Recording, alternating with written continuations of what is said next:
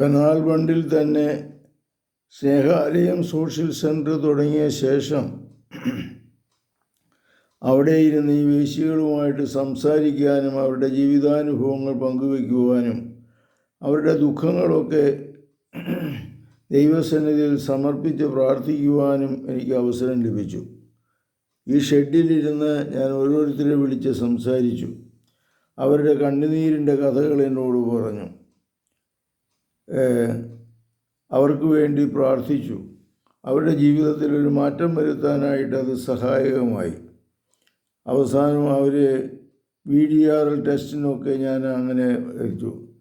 പിന്നെ സിസ്റ്റേഴ്സും ഇതുപോലെ ഇവരുമായിട്ട് സംസാരിച്ച് ഒരു മാറ്റത്തിന് വേണ്ടിയിട്ട് അവസരം ലഭിച്ചു. കർത്താവേ, അവർക്ക് കൗൺസിലിംഗ് നടത്തുവാനും അവരുടെ ജീവിതത്തിൽ മാറ്റം വരുത്തുവാനും എനിക്ക് ലഭിച്ച അവസരത്തെ ഓർമ്മിച്ച് ഞാൻ അങ്ങേക്ക് നന്ദി പറയുന്നു. കർത്താവേ, ഞങ്ങളെ നയിക്കണമേ, അനുഗ്രഹിക്കണമേ. പരിശുദ്ധ പരമദിവ്യകാരുണ്യത്തിന് എന്നേരവും ആരാധനയും സ്തുതിയും പുകഴ്ചയും ഉണ്ടായിരിക്കട്ടെ. യേശുമിശിഹായ്ക്കും സ്തുതിയായിരിക്കട്ടെ.